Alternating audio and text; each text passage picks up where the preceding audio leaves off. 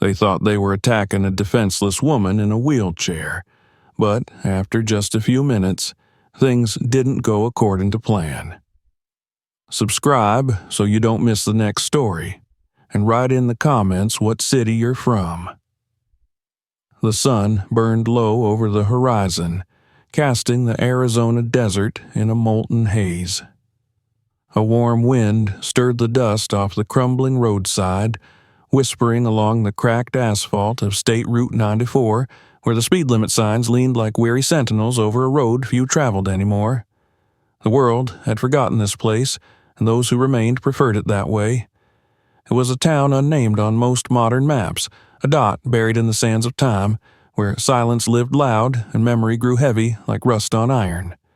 At the edge of this forgotten stretch sat a relic of an America long gone, an old gas station, half swallowed by sun and time. Its roof sagged in the middle. The neon sign above the door blinked weakly with the letter O in open, long since dead. The gas pumps looked like museum pieces, chipped and peeling, their price indicators stuck at some bygone era of low octane. A faint tune played from an old radio inside the office, static warbling through some country melody no one had asked for. It was late afternoon when she arrived. The van pulled in slow, tires crunching on gravel.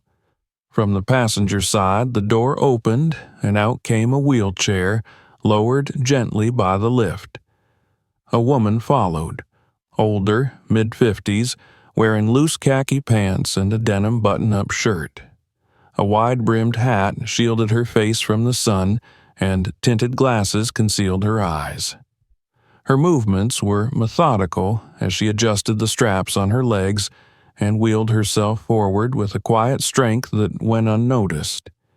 No one paid her attention at first. The station owner, a weathered man named Miguel, who had lived through 3 generations of regret, watched her from behind the dusty counter, expression unreadable. He offered no greeting.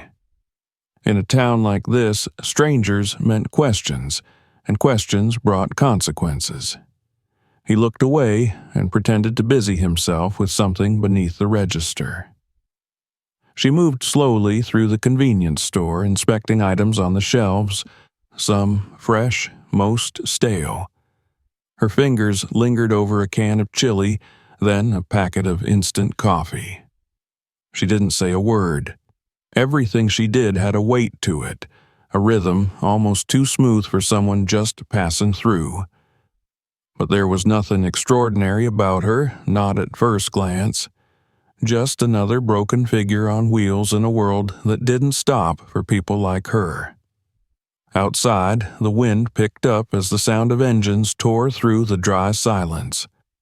5 motorcycles rumbled onto the gravel lot, coughing black smoke, their chrome frames glinting like fangs in the sun. They didn't slow down gently. They announced their arrival with reckless brakes and revving engines, spinning small clouds of dust into the air. The men who rode them looked exactly like they belonged to this land. Sun-leathered faces, arms wrapped in tattoos, and eyes that had long since given up pretending to be human. They called themselves the Black Dogs. Their leader, a tall, broad-shouldered man with greasy black hair tied back in a short ponytail, was the first to dismount. His name was Bruce Reynolds, but most knew him only as Jackal.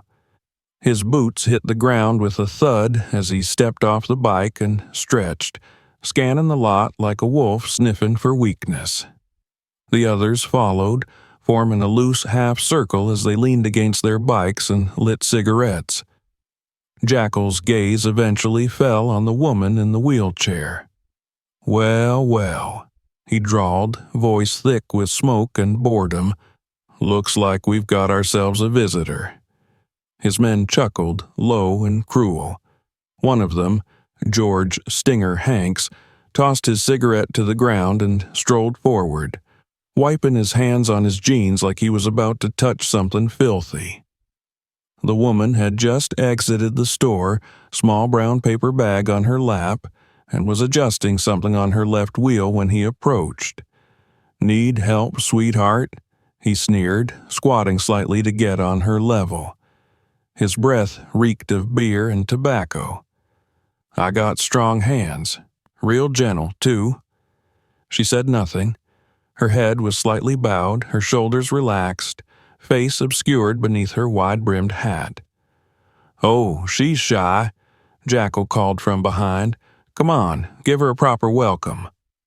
Stinger grinned and reached out, gripping her shoulder with mock tenderness.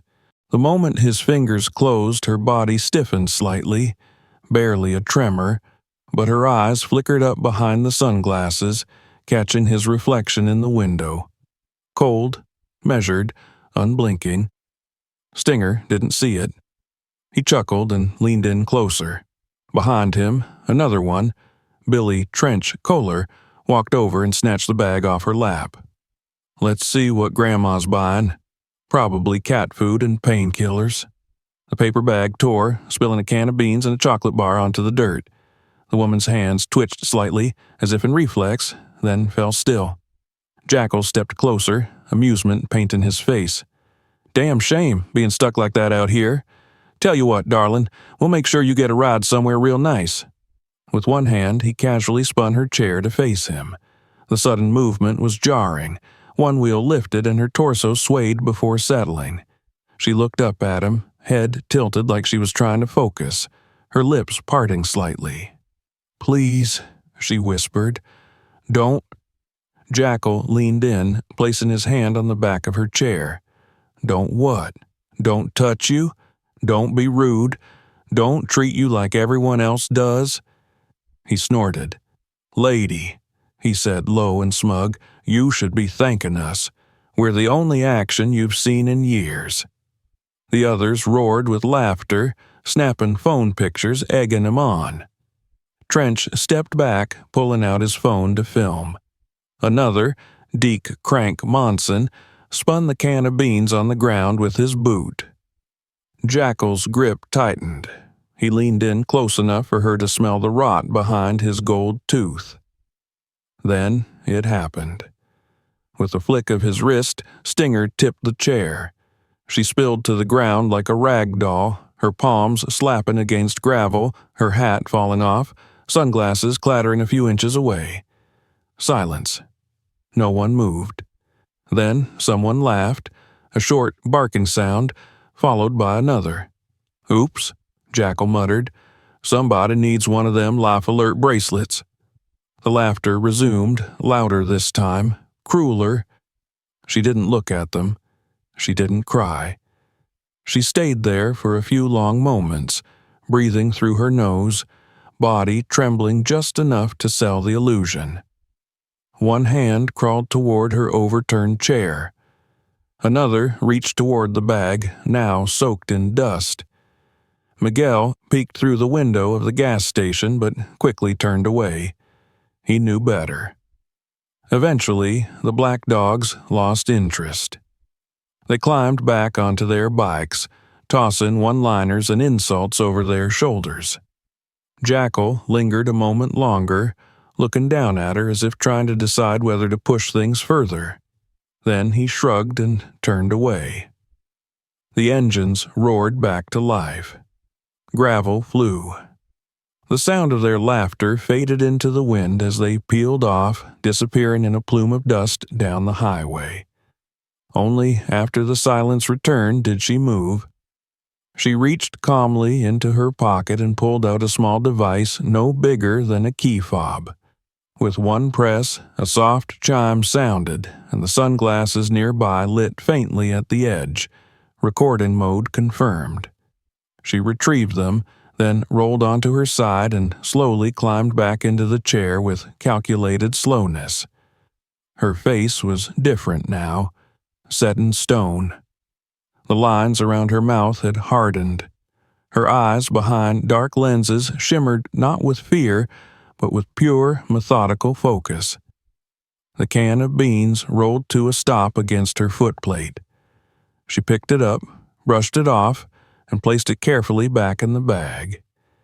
Then, with a final glance down the road where the black dogs had vanished, she turned and wheeled herself back to the van. Once inside, with the doors closed and the world sealed out, she removed the glasses and slid them into a docking cradle on the dashboard. The embedded chip immediately began uploading the footage. She leaned back, wiped a bead of sweat from her brow, and exhaled deeply. 5 of them, she murmured. Jackal, Stinger, Crank, Trench, one new one, maybe patched in recently. Her voice was steady, clinical, not angry, not shaken, like someone taking inventory. She opened a side panel near the armrest, revealing a tablet built into the frame. A map appeared, red dots clustered over southern Arizona, marked with photos, dates, and tags. She added 5 new entries. Then she zoomed out. Over 24 markers now filled the screen, all part of a web that spanned hundreds of miles. She wasn't just collecting names. She was hunting.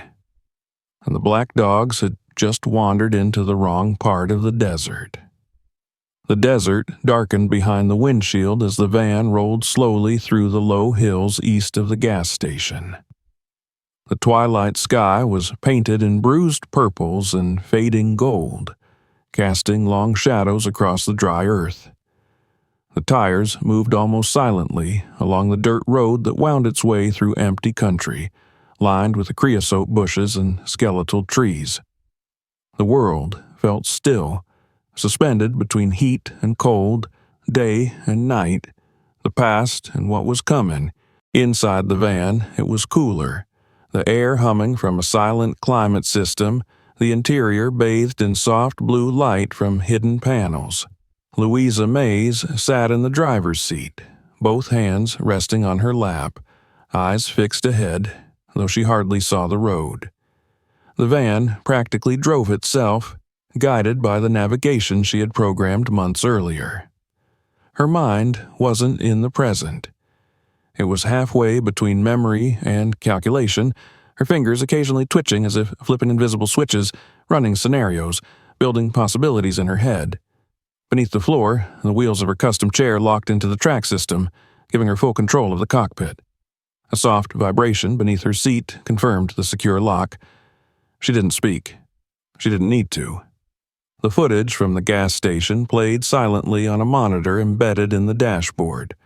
Her voice recordings, taken from the directional mic in the sunglasses, were being transcribed in real time, names highlighted in red as they were detected.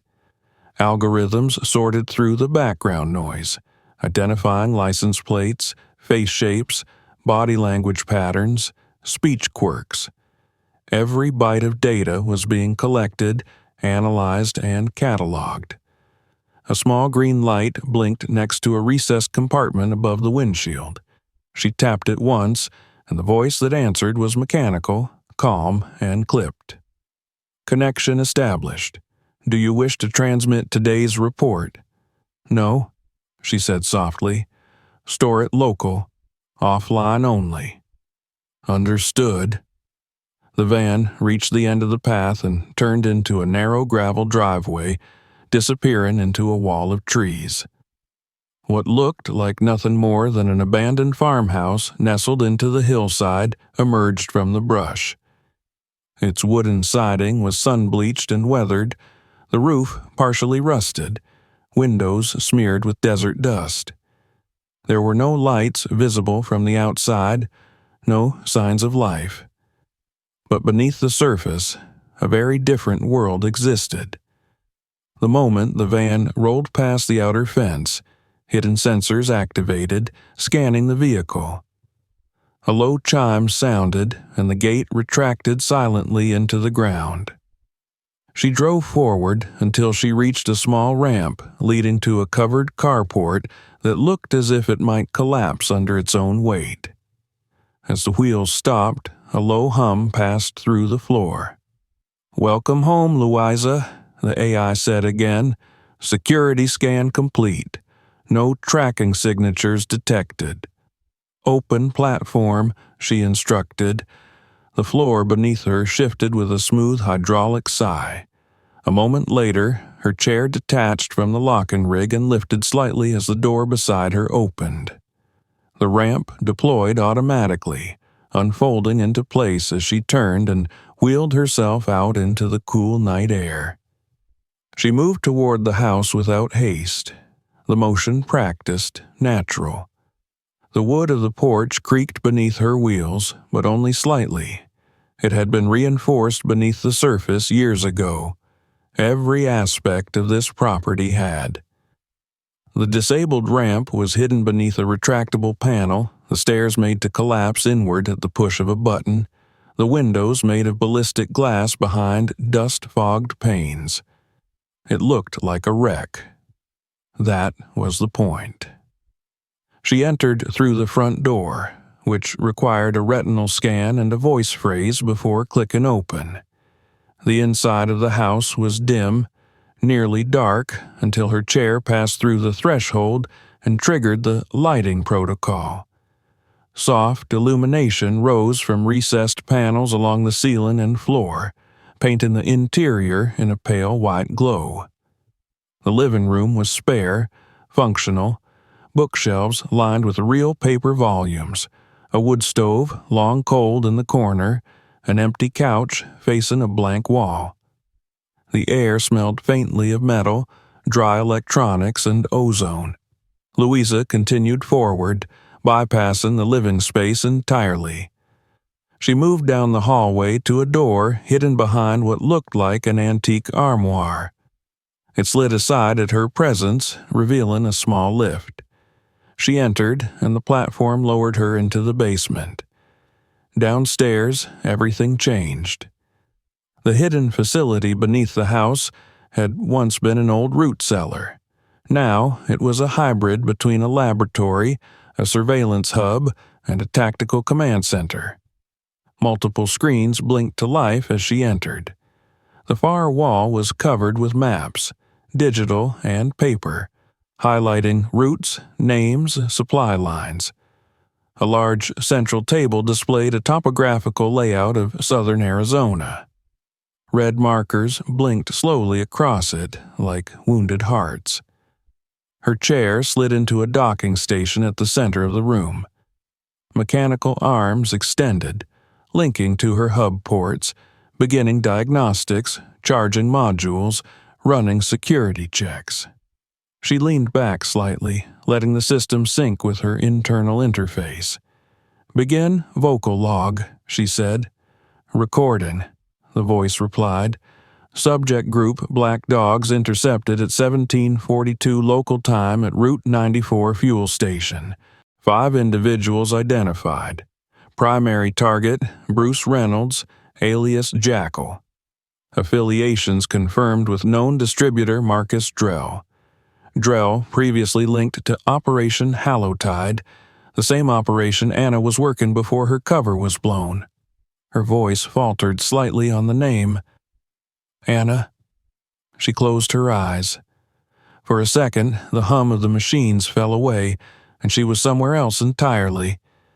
A street in Albuquerque, evening air, a sound of tires screeching, voices shouting, gunshots, her daughter's voice distorted through a receiver. "It's a setup, Mom. Something's wrong." Then silence. The official story was a gang war gone bad. Anna was caught in the crossfire while conducting routine surveillance. The internal review cleared everyone involved. Evidence was inconclusive. Reports were sealed. But Louisa had read between the lines. She'd spent 20 years designing systems that buried secrets deeper than concrete. She knew when a report had been doctored, and she knew that her daughter hadn't died in a random shootout. She had been silenced. And so Louisa had disappeared, faked a stroke, disconnected from every known account, liquidated assets through ghost brokers, retreated into the backwoods under a different name. Most thought she'd died. That was fine. Dead women didn't raise questions. Over time, she built this: a sanctuary, a war room, a machine with a single purpose: to find the men who killed her daughter, and tear out the rot that had let them do it. And now, the faces she'd seen at the gas station, they were part of it. Maybe not the architects, but the hired hands. The ones who pulled triggers and laughed after. The ones who tossed girls into shallow graves and watched the news pretend it never happened. Her eyes opened.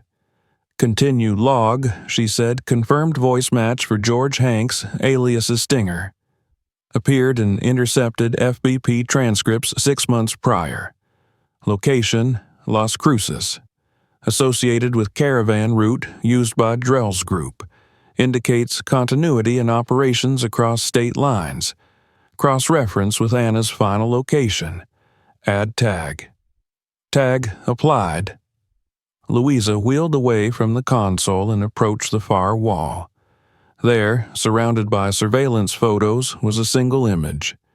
Anna Mays, smiling in a dusty jacket, eyes bright behind aviator sunglasses. Louisa reached up and touched the corner of the photo. "I'll find them all," she said. She turned back to the table and pulled up the latest route data.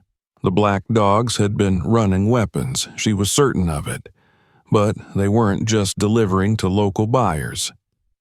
The map showed something bigger. Small towns strung together by dirt roads, old military depots reactivated in secret, private land purchases connected by shell companies. Someone was rebuilding something. And she intended to find out what. She didn't sleep that night.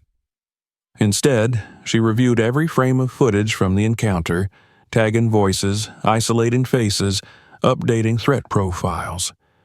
Her chair connected to the house's central core, feeding new patterns into the system. The sun rose behind thick curtains, unnoticed. By morning, she had identified 3 of the 5 with 100% certainty, and a 4th with 76%. The last wore mirrored sunglasses that reflected too much light for a clean ID. But it didn't matter. She'd see him again. They always came back. Jackals never strayed far from the carcass. She rolled back to the center of the room, the blue light painting her face like an old soldier back at war. She activated the main console and spoke clearly. "Begin Phase 2. "Confirmed," the voice said. "Location? Gas station Omega. Offline mode. Traps are operational. Surveillance ready." Louisa nodded. "They're going to walk into hell," she said. And then, for the first time in hours, she smiled. Not out of joy, but with the grim satisfaction of a woman who had just marked a date on the calendar and knew exactly what came next. Morning came slowly in the Arizona desert, the first tendrils of light creeping over the horizon, stretching long and thin across the dry earth. The air remained thick with the heat of the previous day, rising from the cracked asphalt and shimmering waves. Even before the sun was fully up, the temperature was climbing. Another scorching day in a town that time had left behind. Inside her underground command center, Louisa Mays barely noticed the shift from night to day. The world above might have moved forward, but down here, time belonged to her alone.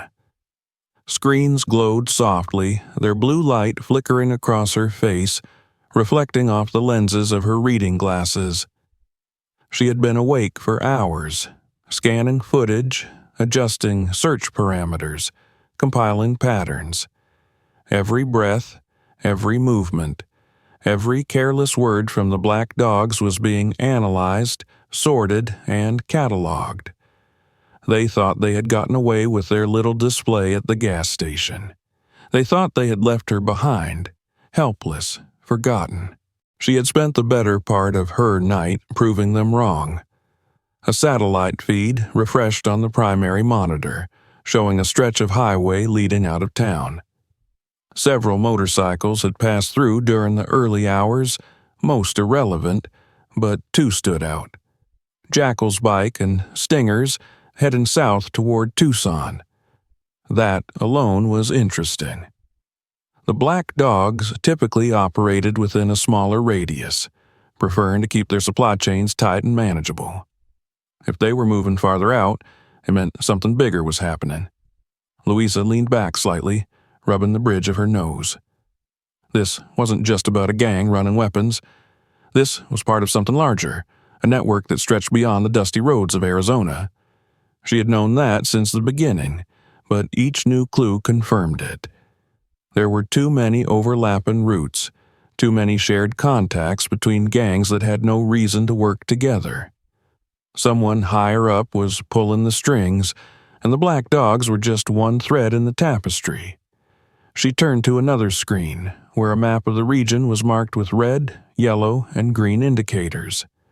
Red for known gang activity, yellow for suspected drop sites, green for neutral locations. A new entry blinked into place.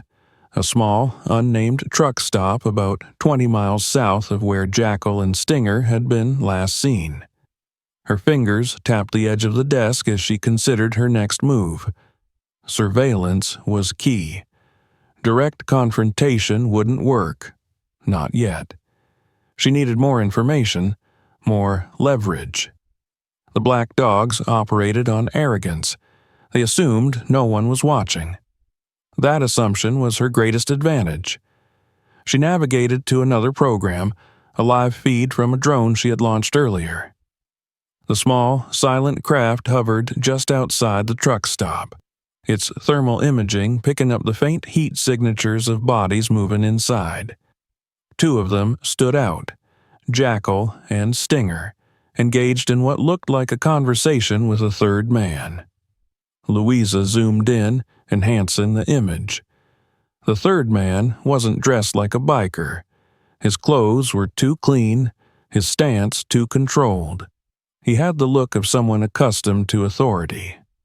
The way he gestured, the way Jackal and Stinger listened rather than spoke, this was someone in charge.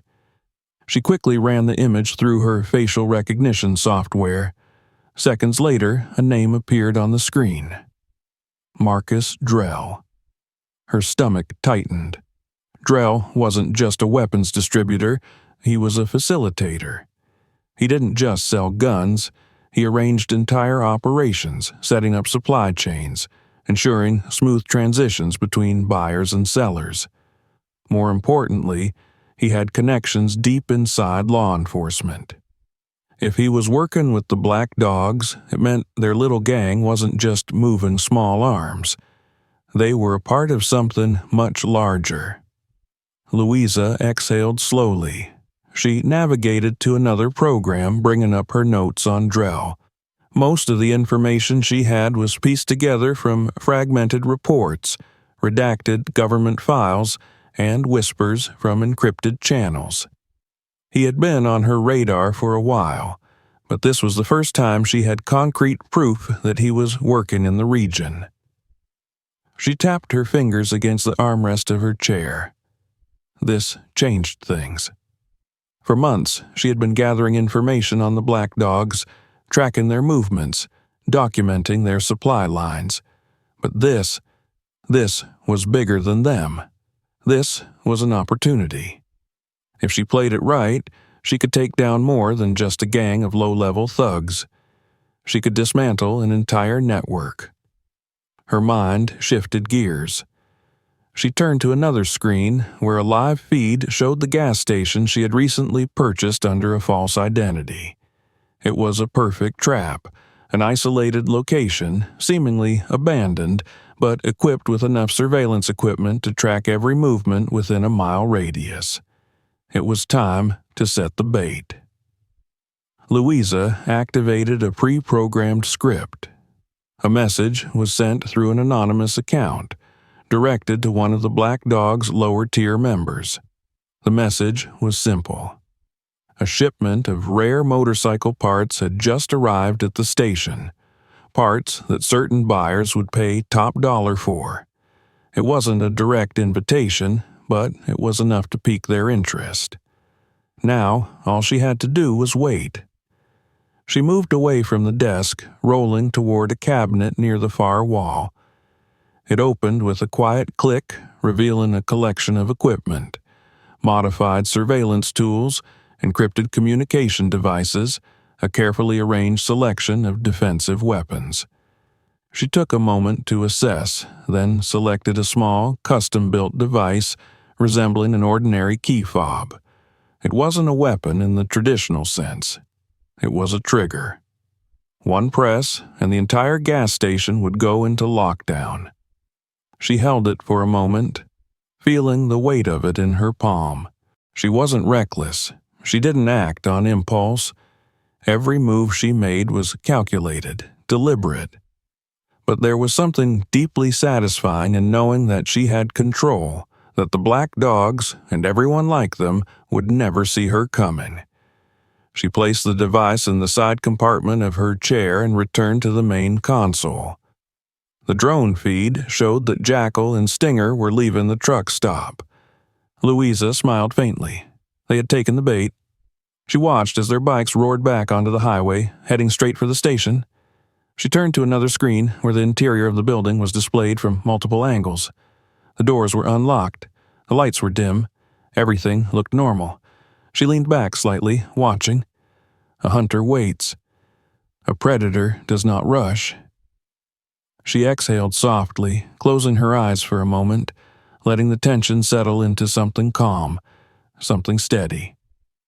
They thought they had power. They thought they were in control. She had spent years letting people think that. By the time they realized the truth, it would be far too late. Louisa opened her eyes. And then she waited. The trap had already been laid. Now it was only a matter of time before the prey wandered in, drawn by the scent of opportunity and the same overconfidence that had carried them through 100 towns like this one. Louisa knew their kind. She had studied them with the same precision she once applied to weapon systems and sensor matrices. Every behavior cataloged, every weakness underlined. Predictable, aggressive, impulsive men with too much power and not enough sense to recognize danger when it was smiling at them from a distance. It wasn't that they lacked caution entirely. They were just wired to believe that anything not standing tall with a weapon drawn couldn't possibly pose a threat. And if there was one thing Louisa had learned in the years since her daughter's death, it was that underestimation was the most reliable lever in any war. From her command center, she tracked the movement of Jackal and Stinger as they crossed into the outer surveillance radius of the abandoned gas station, now marked in her system as Omega Site. A low chime sounded when their bikes tripped the first motion alert, a pair of green dots sliding across a topographical overlay on her screen. They'd brought 2 more with them. That was expected. Jackal rarely moved without a buffer, and Stinger wouldn't have returned to the same place where he'd assaulted a woman the day before without backup. That wasn't guilt. That was cowardice disguised as strategy. Louisa watched their approach with the calm detachment of a biologist observing test subjects in a controlled environment. The station looked exactly as it had during their previous visit. Dust-covered windows, dim interior lighting, and a single pump with a flickering display. The vending machine outside had been restocked with expired energy drinks and bags of stale chips. The soda cooler buzzed, half filled with water bottles. Her own van was nowhere in sight. She had parked it nearly a mile away and taken one of the all-terrain drones into position to monitor the lot from ground level. Every square inch of the property was under surveillance. She could see the tension in their shoulders, the way their heads turned in brief arcs, scanning for signs of trouble. But their body language still broadcasted arrogance. They didn't sense her presence. And that meant everything was going according to plan. Jackal killed the engine first, swinging his leg off the bike with a grunt. He adjusted the chain around his neck and looked up at the cracked awning of the station. Stinger followed, already striding toward the front door with the casual swagger of someone who believed himself untouchable. The other two hung back by the bikes, keeping half an eye on the road and half on the building. They'd clearly been instructed to stay alert, but Louisa could already see the fatigue behind their eyes, the boredom setting in. She pressed a key on her console, activating the passive engagement protocols. Nothing overt. No sounds, no lights. Just a slight adjustment in air pressure within the interior, enough to trigger subtle disorientation if they stayed long. A background frequency emitted from hidden speakers would start cycling, tuned to a pitch known to induce mild anxiety. Another click triggered a microdose of a scentless chemical compound used in psychological warfare, imperceptible to the human nose, but enough to elevate heart rates over time. These weren't weapons. Not yet. These were tools of pressure. The point wasn't to destroy. The point was to watch what cracks formed under strain. Jackal stepped inside first. The security cameras caught his expression as he looked around. Disappointment, maybe. Confusion. Stinger followed, moving toward the counter and lifting a cardboard box left there as part of the set dressing. He opened it, frowning at the tangle of motorcycle parts inside. Real, but useless. Damaged beyond repair, deliberately so. The exact kind of bait that said too good to be true to anyone paying attention. But Stinger didn't think that way. He turned, calling to Jackal, who waved him off and began exploring the back shelves. Louisa let them settle in. Then she pressed another button. A faint click echoed from the front door as the magnetic locks engaged. Jackal turned immediately, his posture shifting as he crossed the floor in 2 long strides. He tried the handle. It didn't budge. He cursed and looked over his shoulder, barking something Louisa couldn't hear. She didn't need to. His body said it all. She activated the mics and turned up the gain. "What the hell is this?" Jackal muttered, slamming his palm against the door. "Was this place locked yesterday?" Stinger stepped beside him. "It wasn't. I checked. It was wide open. Thought you said the owner was gone." He was. Place looked like it hadn't been touched in months. Jackal narrowed his eyes and looked toward the security camera mounted near the ceiling. It was disguised, of course, but there were always tiny tells, just enough to make someone wonder if they knew what to look for. "This feels wrong," Jackal said. "Get the boys inside." Louisa smirked. Of course he would. False confidence was a hard habit to break. The 2 bikers outside approached the building slowly, weapons now visible at their hips. One pulled the door. It didn't move. Jackal barked orders again. Moments later, one of them pulled a crowbar from his bike and approached a side window.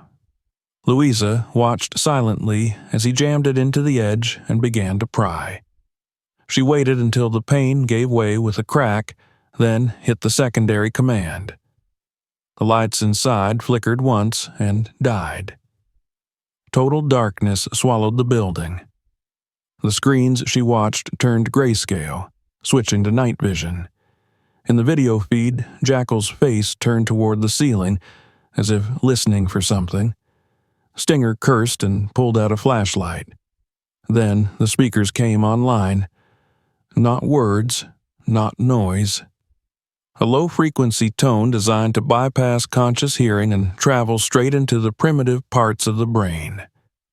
It wasn't painful. Not yet. But within minutes it would become impossible to ignore. The man at the window recoiled, pulling back as an invisible burst of electromagnetic interference caused his crowbar to spark against the sill. He shouted, dropping the tool, then cursed again as he stumbled back. Jackal moved toward the back door. Locked. "Okay," he said, voice low. This ain't no accident. This is a goddamn setup." He turned toward Stinger. "She's playing us." "What?" "The old woman from yesterday." Stinger blinked, then scoffed. "Come on, man. You think a cripple set all this up?" Louisa's fingers hovered over another switch. One more press. From a hidden panel near the ceiling, a sudden plume of dense white smoke billowed out across the ceiling. Harmless, non-toxic, but thick enough to disorient. The flashlight beams began bouncing wildly off the suspended particles. Louisa zoomed in on Jackal's face. The calculation was back now. He was scared. Not panicked, but close. She turned on the speaker. Just a single phrase. "You shouldn't have touched me." Jackal froze. Stinger spun around, sweeping the room with his light. Louisa said nothing else. Silence returned. The two men began shouting, commands to one another, threats to whoever might be listening. The other bikers outside tried again to open the front door. Nothing gave. And then, finally, she triggered the exit. The emergency locks disengaged. The front door popped open with a hiss, just long enough for the four men to bolt outside. Louisa let them. She wanted them to leave. She wanted them to go back to wherever they roosted and tell their friends that something was wrong, that someone was watching, that the woman they thought they humiliated had let them walk away, because fear was the fertilizer of recklessness, and she needed them reckless. She watched as they climbed onto their bikes and peeled out of the lot, leaving behind only the sound of spinning tires and a thin trail of dust. Louisa sat back, her hands folded. The data from the encounter was already being logged. Voice samples, stress patterns, reaction times. They had told her more in 20 minutes of surveillance than she'd learned in weeks of passive observation. And most importantly, Jackal had spoken Marcus Drell's name aloud inside the station. The recording was crystal clear. She reached for her comms interface. "Flag it. Send a copy to Vault 3. A soft chime confirmed the command. She didn't need to chase them. Not yet. They'd bring her where she needed to go, and when they did, she'd be ready. They had taken her daughter. She was going to take everything else. The night air smelled of dust and gasoline as Louisa sat in the dim glow of her monitors, watching the black dogs flee. Their bikes tore down the highway, headlights cutting narrow tunnels through the darkness, leaving behind nothing but a swirl of disturbed earth and the faintest trace of their scent. They were running, but not far. Not yet. The human mind had a funny way of handling fear. It could be suppressed, rationalized, ignored for a time, but it never truly disappeared. And when men like them felt that cold hand close around their throats, they didn't retreat. They attacked. She had seen it in Jackal's eyes when the lights had gone out. It wasn't just anger that had settled into the lines of his face. It was something deeper, something hungry. His mind had already been working the problem, trying to turn his fear into dominance. That was how men like him survived. He would go back to his people, tell them what happened, spin it into something manageable. Maybe they'd laugh, call it a freak accident, blame faulty wiring. But somewhere in the part of his brain that still clung to reason, he'd know the truth. And that truth would fester. It would gnaw at him until the only way to silence it was to prove beyond a shadow of a doubt that she was nothing, that she was weak, that she had no power here. Louisa turned away from the screen and exhaled slowly, her fingers drumming once against the armrest of her chair. She knew what was coming. Retaliation. They wouldn't let this slide. Jackal wasn't the type to let even the smallest slight go unanswered, especially in front of his men. His authority had been challenged. That meant he had to respond. It was only a question of how. She wheeled toward the far side of the room where a row of locked compartments lined the wall. With a press of her palm against the biometric scanner, the steel casing slid open, revealing the carefully arranged contents within. A selection of weapons, most of them modified for quick, single-handed access. A set of encrypted comm devices. Tactical gear that had taken her years to perfect. Streamlined, efficient, built for someone who had long since adapted to a world that saw her as broken. She selected a compact sidearm first, a custom-built pistol with a grip molded specifically for her hand. Not the kind of weapon she preferred to use, but insurance was never a bad thing. Next, a small, palm-sized drone. She activated it with a flick of her wrist, watching as its tiny rotors hummed to life, lifting it smoothly into the air. It hovered beside her, awaiting input. She tapped a command into the side of her chair, syncing the drone's feed to her interface. A second later, the small screen embedded in her armrest came to life, displaying a real-time map of the town. A few keystrokes and the drone was on its way, slipping through a narrow ventilation shaft and out into the open air. She followed its progress as it soared above the abandoned gas station. Its night vision optics scanned the empty lot before drifting towards the distant glow of the main road. The black dogs were heading south. That much was expected. They'd go back to their usual haunts, regroup, figure out what had just happened. But Louisa wasn't interested in their clubhouse or their drunken excuses. She was interested in their next move. And if her calculations were correct, they'd be heading somewhere else before the night was over. She leaned forward slightly, fingers steady on the controls, guiding the drone lower as it trailed their bikes from a distance. They were slowing now, approaching a turnoff that led away from the highway, down a dirt path barely visible in the darkness. A safe house, maybe, a weapons cache. Whatever it was, they hadn't taken the main road home. That meant they didn't want to be seen. Louisa smirked. Perfect. She let the drone settle into a holding pattern as she switched to another feed, a different drone, already in position. This one hovered near a cluster of low buildings at the edge of town, an old auto shop long since abandoned, its sign faded, its windows dark. But inside, she knew it wasn't empty. She had been watching this place for weeks, tracking the comings and goings of the men who used it as a base of operations. They never stayed long. It wasn't a home, just a waypoint, a place to meet, to trade, to disappear when the law got too close. And tonight, it was about to become the Black Dog's next stop. Jackal's bike was the first to arrive. He pulled up in front of the building, cutting the engine but not getting off. He sat there for a moment, helmet still on, fingers flexing against the handlebars. A minute later, Stinger pulled in beside him, followed by the other two.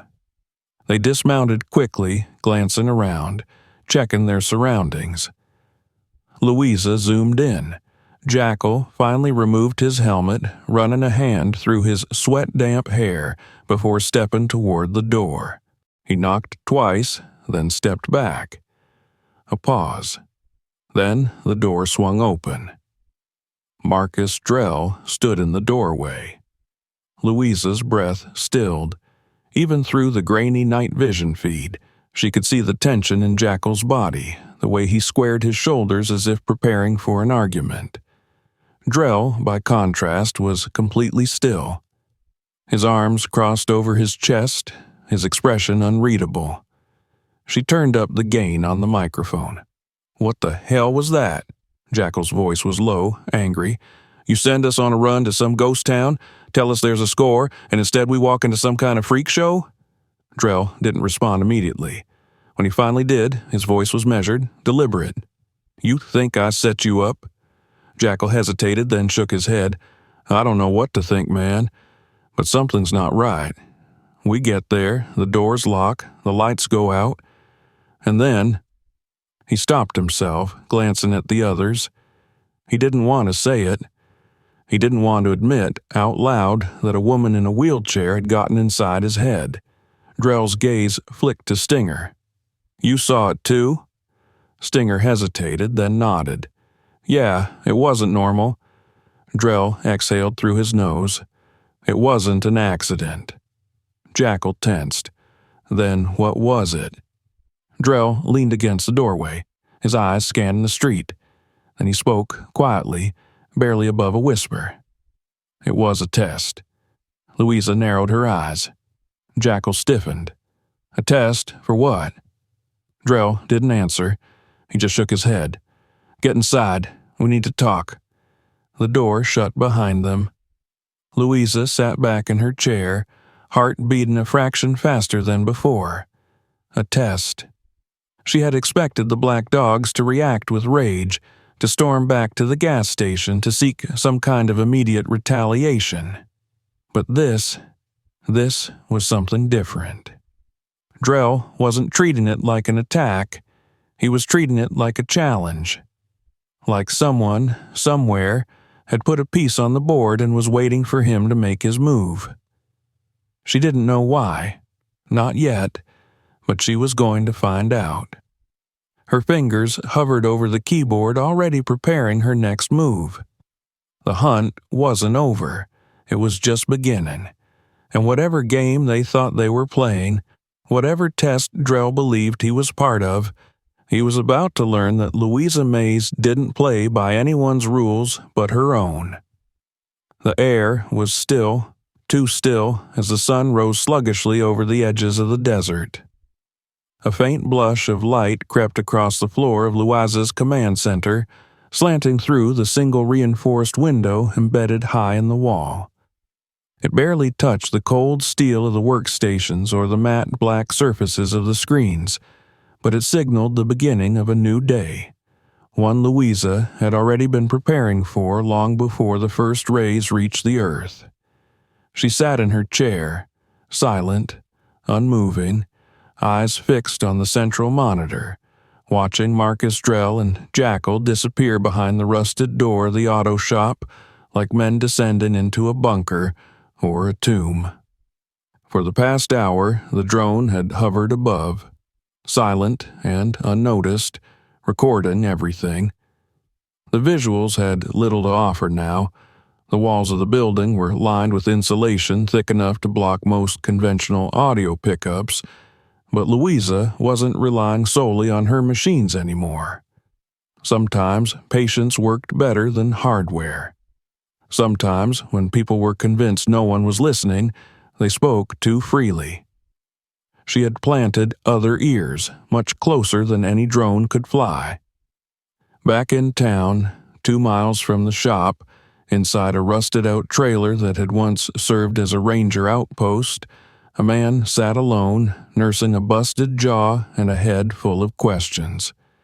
His name was Kenny Bates, nicknamed Whiskers by the black dogs for the patchy beard he'd been trying to grow since he was 16. He'd started with them as a gopher, running errands, standing lookout, cleaning up after the big boys got too drunk or too angry to manage themselves. He was small-time, barely patched, and easy to overlook. Louisa had noticed him for precisely that reason. 2 weeks ago, she'd staged a fight behind a roadhouse near the eastern county line. 2 men arguing over a stolen bike, escalating into violence. It was loud, messy, and perfectly distracting. While everyone else was drawn to the commotion, Louisa found Kenny in the alley, leaning against the dumpster, high on something cheap and synthetic. She'd approached him from the shadows, whispered his name, and when he'd turned with a start, she'd offered him a single sentence. "You want out, or you want to be the next body dumped in a ditch." He hadn't even hesitated. Now he was hers. He didn't know her name. He didn't know who she was or why she cared about the black dogs, but he knew she had eyes in places she shouldn't, and hands that reached farther than any cop. He'd been feeding her scraps ever since, bits of conversation, locations, habits, soft spots. Tonight, he'd fed her something much better. Time. In the moments after the confrontation at the gas station, Kenny had been nearby, eyes down, listening. He'd heard the talk of Jackal meeting with Drell, and he knew exactly where they were going. He'd sent Louisa the message using the burner she'd given him. Short and direct. Old shop. East side. 3 a.m. Drell's coming. They're rattled. And now, she had them. She turned away from the monitor and rolled across the floor, the hum of her chair blending with the low whir of machines. She passed the storage lockers, the backup servers, the shelves lined with gear she rarely used, until she reached a panel tucked behind the false wall near the far corner of the room. Her fingers brushed over the touchpad, unlocking the door, revealing a small, soundproof chamber lined with matte gray insulation. A single chair sat in the middle of the space, bolted to the floor. A second, smaller monitor faced it from the far wall. This wasn't a torture room. It wasn't for violence. It was for clarity. She had built it after her second year underground, after she realized how many people out there knew pieces of what had happened to Anna. People who'd been too afraid to speak when she was still a name and a face behind a badge. But now, to them, she was a ghost. Someone who could ask questions without worrying about red tape or legal consequences. Someone they could confess to without fearing courtrooms or cell blocks. Confession was a kind of relief, and Louisa had become very good at offering it. She tapped a button on her interface, initiating the retrieval protocol. 10 minutes later, Kenny's voice crackled through the speaker, low and uncertain. "I'm here. You said come before sunup." "You're early," she replied. "That's good." There was a pause. Then, hesitantly, "Did they buy it?" "They bought it." Louisa switched to the main channel. "You're going to do one more thing for me, then you're done." "I don't know. Jackal's pissed. He's going to start asking questions." "He already is.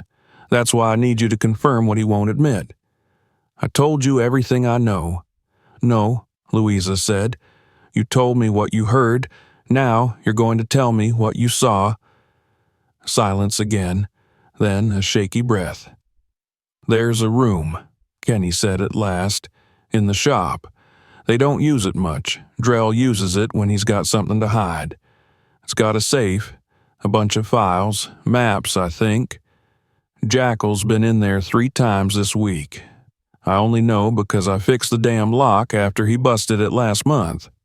"What were they talking about?" "Jackal thinks someone's coming after them, but he doesn't know who. He keeps talking about a shipment. They're moving something big soon. Guns, I guess, not the usual crap, military stuff, black market grade, and animes." Another pause, longer this time. "He mentioned her a few weeks back. He was drunk, said she was too damn close. Drell got real quiet when he said it. Then he told Jackal to shut up before someone started asking questions again." Louisa's grip on the armrest tightened. "And then?" she asked. "And then nothing. Jackal passed out. Drell left, but I remembered." Louisa wheeled back, ending the transmission. Her heart was steady, her breathing even, but behind her eyes something twisted tight. Too close. They had known. The lie they had sold the Bureau, the story about a firefight gone wrong, had been just that. A story. Anna had stumbled onto something worth killing her over, and they'd buried it under a mountain of paperwork and classified memos. Not anymore. She accessed the satellite feed, zooming in on the auto shop. The roof had a secondary hatch, poorly secured, rarely used. She marked the coordinates and activated Drone 2, redirecting it toward the entry point. Inside, the men were still talking. Jackal paced the floor. Drell leaned against the wall. She couldn't hear them, but she didn't need to. Their body language told her everything. Jackal wanted revenge. Drell wanted control, and both of them were losing their grip. It was time to tip the balance. She typed a new message and sent it to Kenny. Safe, get in, copy everything, drop point Bravo, no delays. He responded 2 minutes later. On it. The drone recorded the moment he slipped into the side door, moving like a shadow through the back hall. The others were too distracted to notice. Jackal slammed his fist against a table. Drell shoved him back. Louisa almost smiled. Kenny emerged from the office 15 minutes later, a small flash drive clenched in his hand. He ducked through the rear entrance and vanished into the night. Louisa tracked him to the rendezvous, confirmed the package, and ended the feed. She had them. Not all of them. Not yet. But enough. She wheeled back to the confession chamber, inserted the drive into the wall port, and brought the contents on screen. Dozens of files, names, routes, purchase orders, shipments, and at the center of it all, Project Sawback. Her daughter's name appeared 6 times across 5 documents. She stared at it for a long time, the familiar sting creeping up the back of her throat. Then she whispered, "I'm going to burn it all down." And this time she meant it. The desert dawn was pale and silent, stretched thin across the hardpan like skin over bone. There was no wind, no sound of insects, no murmur of birds' song, only the distant hiss of the warming earth and the echo of something inevitable rising behind the horizon. The world was holding its breath. Somewhere, miles away, the black dogs were stirring, oblivious to how close their ruin had come. Somewhere deeper, in the shadowed cracks of the world they thought they owned, everything was already collapsing. Louisa sat before her central console, her face illuminated by the slow, pulsing red of the master alert. The flash drive Kenny had delivered was still inserted, feeding its secrets into the decryption buffer. Across the screens, pieces of a puzzle long buried began to take shape. Cargo manifests, surveillance photos, shipping route overlays, personnel rosters. All of it cross-referenced and color-coded by an algorithm Louisa had designed herself years ago when her hands were still steady and her heart still unbroken. The name Sawback appeared again and again, bolded in white against a field of black. It had been the code name for a logistics network posing as an interagency collaboration. Just another black-budget operation in a country built on secrets. But now it was the smoking engine at the center of everything. At the heart of Sawback was Marcus Drell. Drell, who had spent a decade moving between federal contracts and corporate advisory boards, always just far enough from the action to avoid oversight. Drell, who had used the black dogs as enforcers, messengers, and disposable shields. Drell, who had known Anna's name long before her assignment in Albuquerque and had marked her for removal the moment she began asking the wrong questions. Louisa knew it now, not as a theory, not as a suspicion, but as fact. The files were clear. Anna had intercepted a transfer manifest that linked Sawback shipments to cartel buyers operating with impunity in the Southwest. She had been preparing to hand the evidence to Internal Affairs when her car was run off the road and the Bureau wrote her death off as incidental collateral. There would be no courtrooms, no jury, no press coverage, only fire. Louisa turned from the screen and reached for the reinforced drawer beneath her desk. Inside was a compact case, the size of a lunchbox, secured with a biometric lock and an analog key. She slid the key in first, cold steel, worn at the edges, then pressed her thumb to the pad. The case opened with a soft hiss, revealing a carefully arranged grid of compact explosives, each shaped like a bottle cap, flat and black, each already paired with a transmitter. She counted 12. That would be more than enough. Her fingers moved with precision as she checked each device, her motions steady, unhurried. She had designed them herself years ago, when the work had still been sanctioned and her motives still abstract. Back then, these devices had been theoretical safeguards, meant for worst-case scenarios that bureaucrats didn't like to talk about. Now, they were instruments of justice in the hands of someone who had nothing left to lose. She activated her personal comms and spoke one word. "Bravo." A moment later, a voice replied in a clipped, tense whisper. "Go ahead." "Kenny, I need you out of town." "I figured you might say that." "They'll come looking. They'll know someone helped me." "They'll think it was you," Kenny said. "I'm nobody. Don't bet your life on that."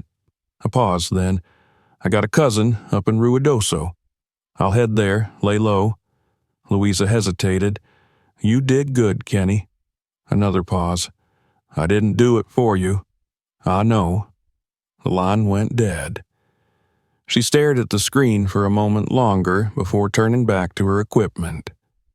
The drone footage showed the auto shop still active.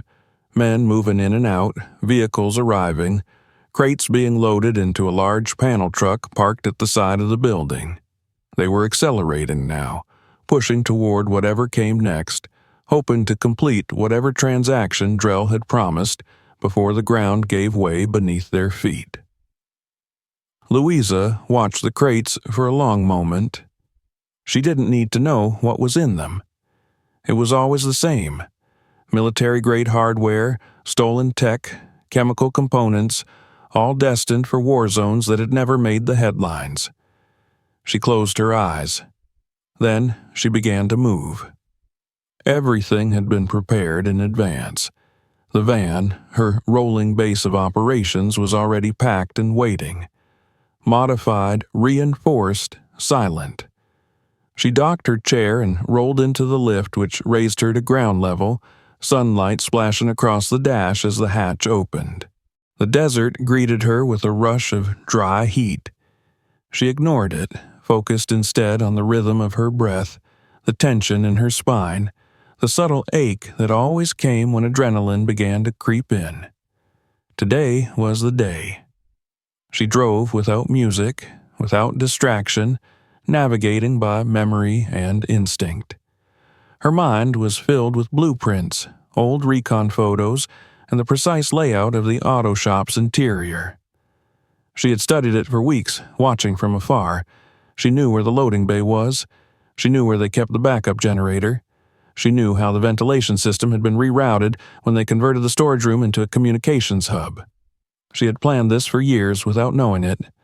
Now, all she had to do was act. She arrived at the outskirts just after noon, parking the van behind a ridge and transferring to her secondary chair. This one was leaner, stripped down, better for maneuverability. She packed the explosives into a side compartment, checked her weapon, and activated her portable drone, which lifted into the air with a quiet buzz. It drifted over the ridge and beamed back images of the lot. Half a dozen men outside, 2 on the roof, holding rifles, 1 at the front entrance. She studied their positions carefully, then began her descent. She approached from the south, where the slope gave her partial cover. Her chair's motors were silent at low speed, the rubberized tires designed to move without kicking up dust. By the time the sentry at the west corner glanced her way, she was already within 15 feet of the first breach point. He turned, confused.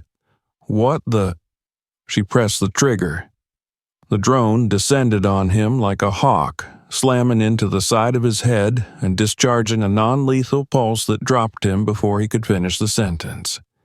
She moved quickly, attaching the first device to the fuse box behind the power conduit. The second went beneath the fuel tanks behind the garage. She looped wide, cutting across the back lot, staying low.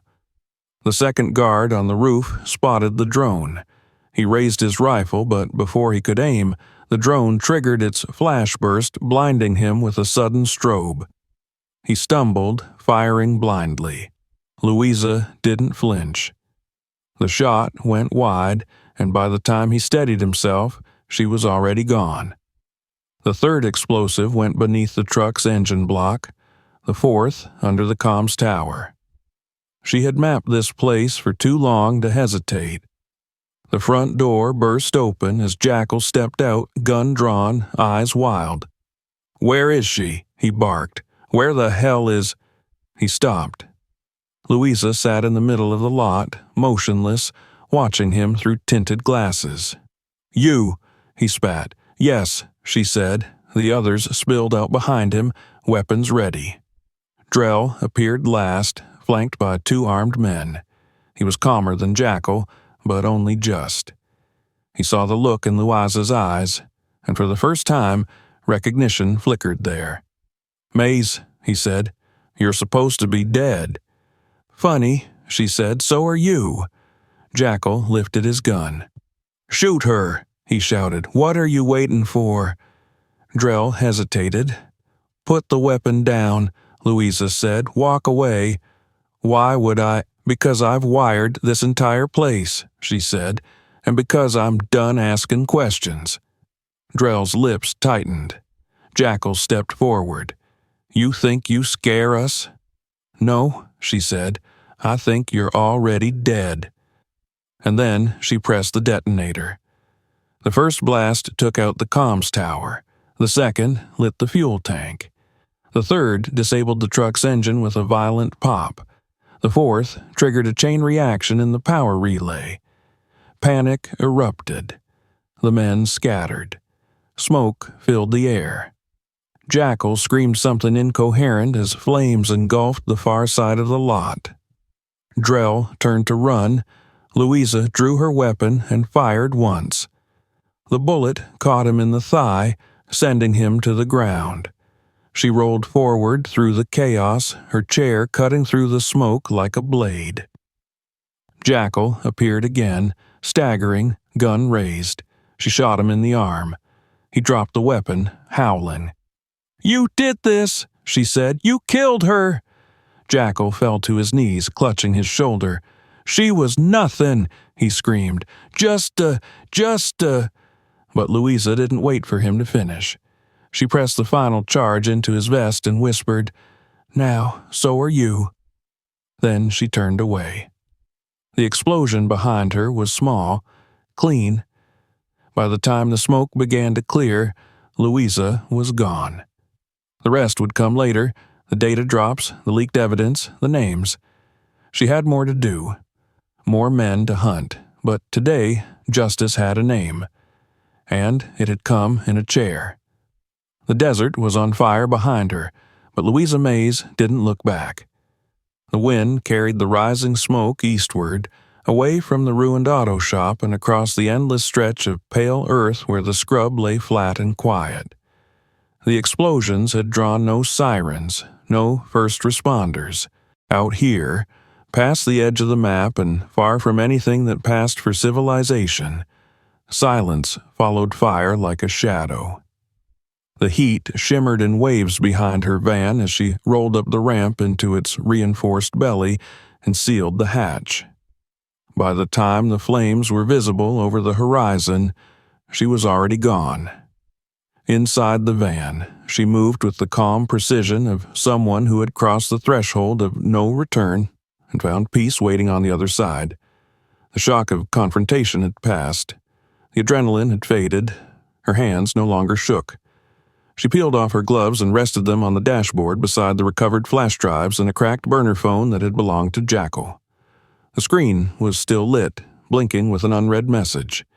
She didn't need to open it. Whatever it said, it no longer mattered. Jackal's voice was silenced, his lies reduced to smoke and broken bone. Louisa reached for the main console and brought the van's systems back online. The dashboard screens flickered, then returned to their default configurations. Satellite positioning, internal diagnostics, network monitoring. A map of the region expanded across the central display, pulsing with red and yellow indicators. Her chair locked into place, syncing with the command interface as the van began to move, tires turning without sound across the desert floor. She didn't need to steer, it knew where to go. She leaned back slightly and closed her eyes. For the first time in months, the darkness behind her lids wasn't filled with Anna's broken voice. There were no phantom screams, no shattered windshield, no cold pavement pressed against her skin. That night had haunted her for so long, burned into her mind like a scar she couldn't hide. But now there was something else, a different memory, just as sharp. Jackal's expression as he realized she wasn't bluffing. The look in Drell's eyes when the first detonation shook the ground. The moment the power shifted. For years, they had built their empire on silence, on the assumption that no one was watching, on the certainty that no one would ever come for them. But someone had, and they hadn't seen her coming. As the van glided over the back roads, Louisa opened the final data file recovered from the safe house. It was encrypted, but the algorithm she had designed unraveled the protections in under a minute. The folder was titled Sawback Contingency. Inside were names, not just gang members or hired smugglers, but bureaucrats, contractors, agents, the very people tasked with oversight. They were the cracks in the dam, those who had looked the other way when shipments were diverted, who had buried inquiries and rerouted investigations.